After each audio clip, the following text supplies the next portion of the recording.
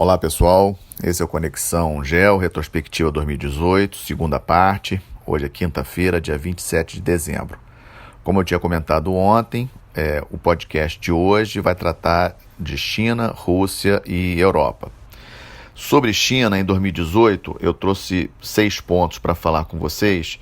O primeiro deles é a mudança na Constituição chinesa no início do ano, em março, em que o presidente Xi Jinping ganhou, digamos assim, um salvo-conduto, ele pode se reeleger indefinidamente. Isso foi uma mudança, mostra uma confiança do Partido Comunista Chinês na figura do Xi Jinping, uma preocupação de estabilidade no governo. A gente não pode esquecer que essa questão do partido único na China, por um lado, em termos de planejamento estratégico de país, é positivo, ou seja, eles têm condições de fazer um planejamento a longo prazo e cumprir esse planejamento a longo prazo com mais facilidade do que nas democracias ocidentais.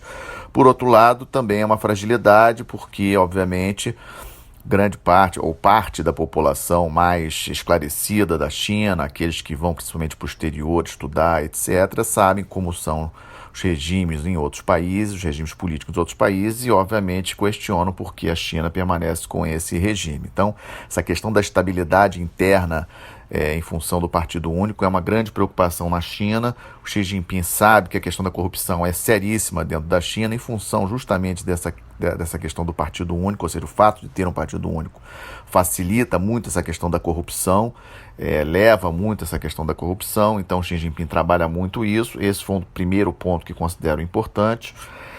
A China, esse ano, comemorou agora em dezembro 40 anos daquela revolução econômica que iniciara pelo Deng Xiaoping em 1978, que modernizou a economia chinesa e trouxe a China para essa posição que hoje ela ocupa de segunda maior economia do planeta, tendo tirado aí mais de 700 milhões de pessoas da zona de pobreza, né? A China tem um planejamento a longo prazo para alcançar números ainda maiores nesse respeito, mas vamos lembrar que a China ainda possui uma população de 1,3 bilhão de pessoas, então é muita gente. Isso aí, em termos de energia, em termos de alimentos, é bastante sensível, e o governo chinês sabe disso. Esse ano também, aquela geopolítica chinesa do Belt and Road, ou seja, daquela expansão para o centro da Ásia, para a Europa, também para a África, em busca justamente dos recursos naturais, prossegue. Eu destaco agora, em 2018, a política chinesa, pela primeira vez, uma política clara em relação ao Ártico. A China também tenta aproveitar dessa questão do degelo no Ártico e dessa abertura das rotas marítimas pelo Ártico. Então a China já tem incentivado a construção de navios mais preparados para poder encarar o Ártico e fazer a travessia. Só para vocês terem uma ideia, uma travessia entre portos chineses e portos europeus via o Ártico, uma economia de cerca de 15 dias de navegação. Isso é muito em termos de tempo, em termos de combustível, etc. Então o Ártico é uma novidade nesse Belt and Road em 2018, essa política de expansão chinesa. Outra coisa que trago também para vocês em relação à China é essa aliança de conveniência com a Rússia. Devemos ter muita atenção com essa aliança, afinal de contas a Rússia é um inimigo histórico da China, possui fronteira terrestre com a China, então isso é sempre um motivo de possível problema. A gente sabe disso em termos de geopolítica, mas por enquanto, em 2018, as relações foram ótimas, muitas demonstrações de amizade entre o Xi Jinping e o Putin, mas vamos ver até onde isso vai. A China tem interesse nessas relações, a Rússia também. A Rússia é o maior fornecedor de petróleo para a China precisa desse petróleo.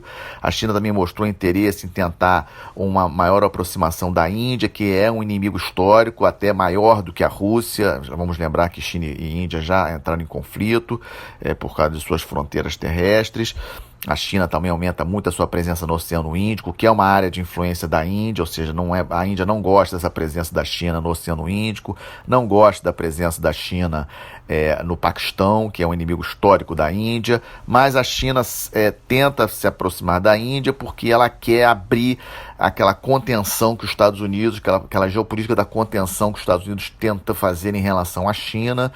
Na época da Guerra Fria, os Estados Unidos fizeram essa contenção em torno da União Soviética, e depois do término da Guerra Fria, principalmente agora nesses anos 2000, no século XXI, uma tentativa de fazer a mesma contenção em relação à China, e a Índia faz parte dessa política de contenção dos Estados Unidos à China, e a China sabe disso.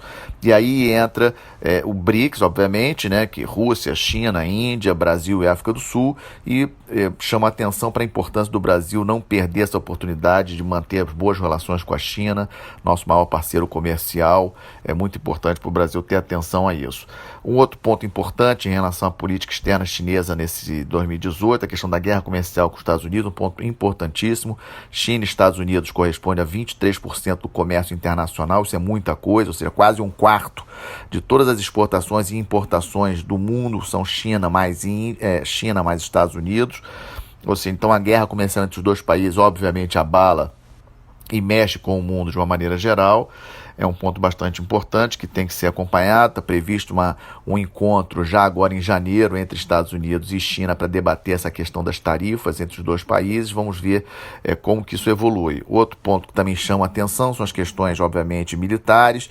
A China tem 3 pontos que destacam em termos de preocupação militar: consolidação da sua presença no Mar do Sul da China, que é contestado por vários países, e os Estados Unidos está sempre fustigando; a questão de Taiwan, que também é apoiado pelos Estados Unidos, e a questão da Coreia do Norte. A China também tem uma relação importante com a Coreia do Norte, então são os 3 pontos. Eu avalio que a questão de Taiwan é a questão mais perigosa. A China considera Taiwan como uma província rebelde, parte do território chinês, nos documentos chineses considera como parte do território chinês.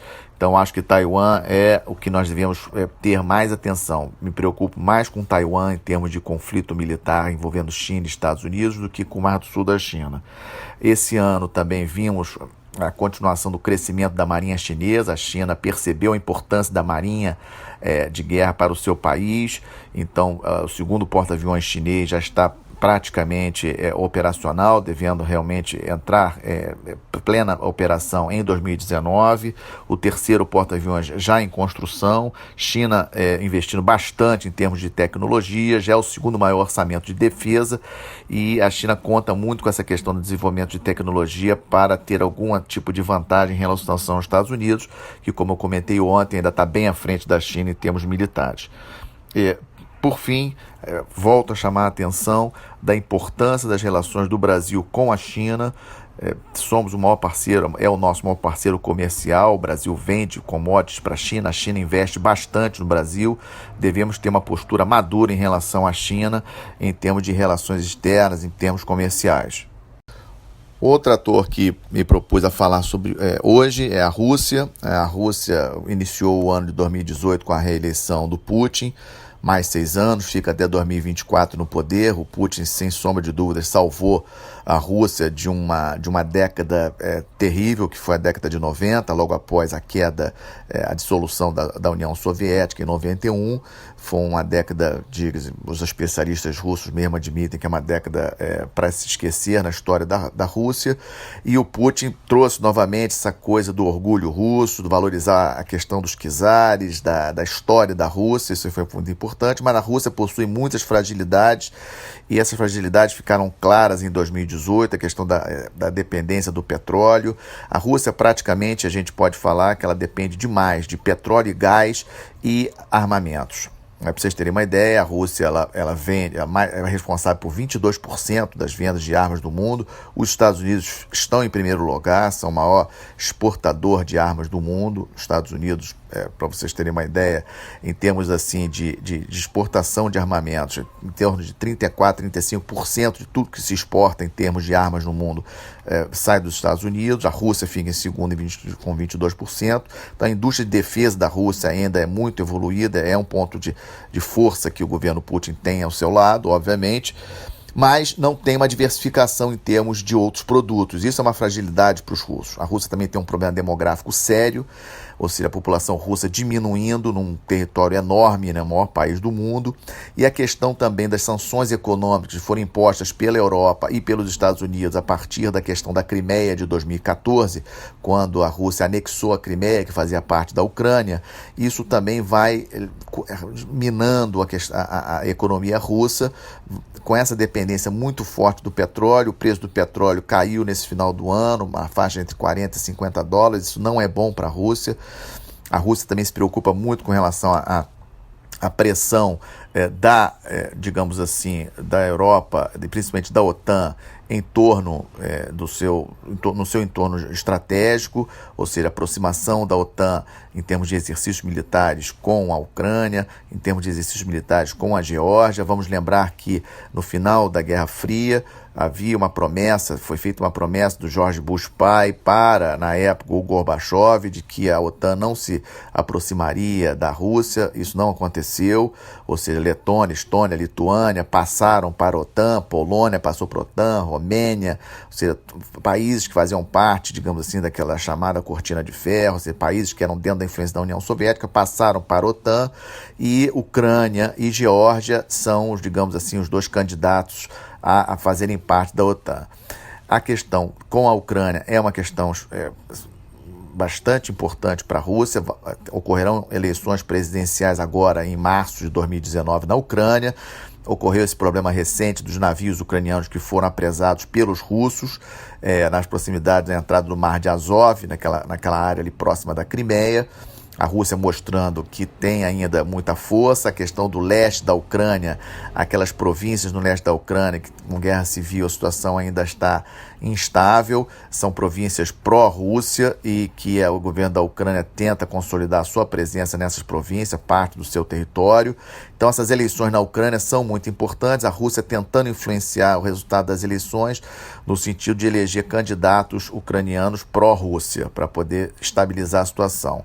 Não acredito que a Rússia vá ficar muito tempo na Síria. Na verdade, a Rússia está querendo muito que os Estados Unidos saia mesmo da Síria, porque ela também está querendo sair da Síria.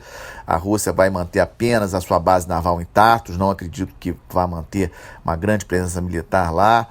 Esse esforço militar que a Rússia fez de presença da Síria foi importante para manter o Assad no poder, mas já é o suficiente. Não acredito que isso vá perdurar por muito tempo.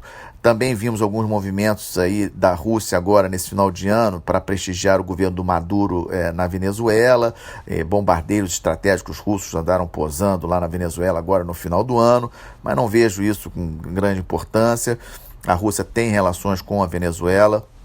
A empresa Rosneft, que é uma empresa de petróleo russa, tem investimentos na Venezuela. A Venezuela também vende ouro para a Rússia. Há uma relação entre os dois países, mas a grande preocupação do Putin é se manter no poder, a Rússia conseguir manter uma estabilidade interna com essas pressões que ela tem militarmente da OTAN, que se aproxima do seu território, e a questão econômica com as sanções que Estados Unidos e Europa impõem à Rússia desde 2014. Então esses são os elementos de pressão.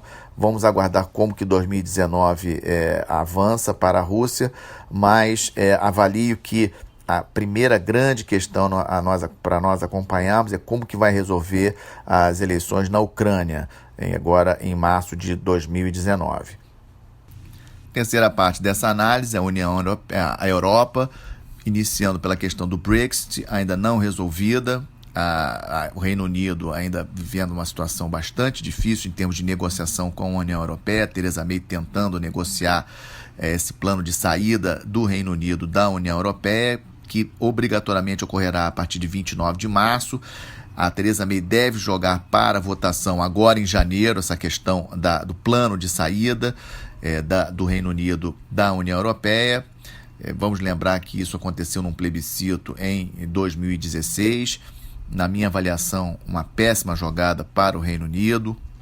A questão do nacionalismo, a questão das preocupações com os migrantes dentro do Reino Unido, a questão também da União Europeia influenciando decisões dos países, o que causa insatisfação naqueles mais tradicionalistas dentro do Reino Unido, causou essa insatisfação. Mas eu acredito que foi um desastre essa questão do Brexit para o Reino Unido. Vamos ver as consequências disso a partir do ano que vem, com a saída definitiva do país do bloco econômico. Também na região na Europa, quem acabou assumindo muito ao longo de 2018 essa posição de protagonismo foi o Macron, presidente francês, que se elegeu em 2017. O Macron, inicialmente fazendo aparentemente um bom governo, mas nós não podemos deixar de lembrar de que a França passa nessa última década, a partir da crise de 2008, da grande crise econômica de 2008 mundial, A França passa por um momento econômico muito ruim. Analistas indicam que são os 10 piores anos na economia francesa dos últimos 60 anos. Isso é um dado importante. A França hoje tem o quarto maior desemprego da zona do euro. Também é um outro dado relevante. Presença de muitos imigrantes, principalmente dos países do norte da África, Argélia, países que foram colônias francesas, de uma certa forma pressionando a questão da busca pelo emprego, ou seja, vários elementos que aumento das questões de terrorismo a partir de 2015, das ações de terrorismo, emprego de forças armadas dentro do país para garantir a segurança da França, e culminou agora com essa situação dos protestos que ocorreram a partir de novembro, que ficou conhecido como dos protestos dos coletes amarelos, que surgiu principalmente pela questão de uma taxa extra que ia ser imposta aos combustíveis para incentivar a energia limpa na França. E incrível que a França, um dos grandes defensores das preocupações climáticas, etc., os protestos terem iniciado, ou terem, digamos assim, o estopim ter sido isso, mas foi muito influenciado não apenas pela população do interior da França, que depende muito dos combustíveis fósseis para a locomoção de seus tratores, seus caminhões, etc. A agricultura é muito importante para a França, mas aí vejo um interesse de forças externas. Já tinha comentado em outros podcasts ao longo desse final de ano. Vejo aí interesses principalmente de Rússia, também não descarto interesses até de outros países e que não gosto de ver a França com esse destaque todo. Vamos lembrar que a Rússia não tem interesse de uma Europa forte. A Europa impõe sanções econômicas à Rússia, então para a Rússia um esfacelamento da União Europeia é bastante interessante. Há indícios fortes da Rússia ter tido interferência no Brexit no Reino Unido e também agora nessa questão dos protestos de final de ano, esses protestos dos coletes amarelos na França. Vamos acompanhar como que evolui o 2019 para o presidente Macron, mas ele teve que abrir mão das taxas que ele ia impor agora, aumentou também o salário mínimo, ou seja, algumas coisas aconteceram na França que fragilizou o governo dele e ele que estava numa posição assim de certo protagonismo na Europa. Na Alemanha, a Merkel continua bastante enfraquecida, não é mais aquele destaque em termos de liderança na Europa. A Alemanha é um país ainda o grande destaque em termos de economia na Europa, a maior economia da Europa, sem sombra de dúvida, mas a Alemanha depende demais de suas exportações. Para vocês terem uma ideia, 47% do PIB alemão tem a ver com as suas exportações, ou seja, um país muito dependente das exportações, e a União Europeia é muito importante para isso, porque a Alemanha vende muito para os países da União Europeia em função das taxas mais favoráveis. Então, vamos acompanhar como vai ser essa transição de governo. A Merkel não vai permanecer mais, como que isso vai desdobrar nos próximos anos. Há uma certa, digamos assim, já tínhamos comentado a questão dos Estados Unidos com a OTAN, principalmente críticas em relação à Alemanha, cujo orçamento de defesa é abaixo dos 2% do PIB. Então, vamos ver como que isso avança. Um outro país que chama a atenção é a Itália. Em 2018, partidos nacionalistas venceram as eleições em março. O primeiro-ministro que está no poder, o Giuseppe Conte, puxa um pouco por esse lado. A Itália fechou suas fronteiras para a imigração, principalmente a imigração vindo do Mediterrâneo. Essa imigração na minha opinião, uma grande ameaça para a Europa, para a estabilidade da Europa. Hoje, grande parte, principalmente a partir das eleições italianas, grande parte desses migrantes que fogem do norte da África, do Oriente Médio, começaram a pegar as rotas marítimas no Mediterrâneo para a Espanha, e diferente do que acontecia atualmente, que a Itália era o destino preferencial desses migrantes. Então a questão da imigração é a questão mais importante. Vemos em muitos documentos de defesa uma preocupação em relação à Rússia, mas eu não vejo a Rússia como uma grande preocupação militar em relação à Europa. Vejo sim a questão da estabilidade europeia, em termos da manutenção da União Europeia ainda como uma união estável, e também a questão dos imigrantes, as duas grandes ameaças à Europa em 2019. Também, além, falamos da Itália, mas outros países, como o caso da Polônia, o caso da Hungria, na própria Suécia, tão desenvolvida, tão evoluída, os partidos de direita cresceram bastante, então temos que acompanhar como que esses movimentos vão evoluir daqui para frente. Também estamos vendo, ainda estamos vendo problemas na Espanha, a Catalunha ainda desejando a separação da Espanha. Vamos lembrar que a Catalunha tem Barcelona, uma cidade importantíssima para a economia espanhola, então também é um problema para os espanhóis. Ou seja, hoje a Europa vive um momento bastante frágil, na minha opinião. A Rússia não é a maior ameaça para a Europa. A maior ameaça para a Europa é a sua própria estabilidade, a sua própria união. Esses possíveis esfacelamentos da União Europeia, para mim, é a grande preocupação que os europeus devem ter no momento e, obviamente, tentar resolver de alguma forma essa questão da imigração, que não é construindo muros, como os Estados Unidos está fazendo na fronteira do México. Há uma necessidade importantíssima para a Europa tentar trabalhar as questões nos seus vizinhos no norte da África, no Oriente Médio, para evitar que esses migrantes atravessem e cheguem na Europa de uma maneira desordenada. A Alemanha, de uma certa forma, conseguiu absorver os migrantes relativamente bem, mas a Merkel sofreu isso no seu partido. Mas o país ainda continua se mantendo economicamente bem, mas a Europa, de uma maneira geral, sofreu bastante com essa questão da migração e é um ponto que considero que a Europa tem que, digamos assim, trabalhar conjuntamente. Essa foi a análise da retrospectiva parte 2, com China, Rússia e Europa.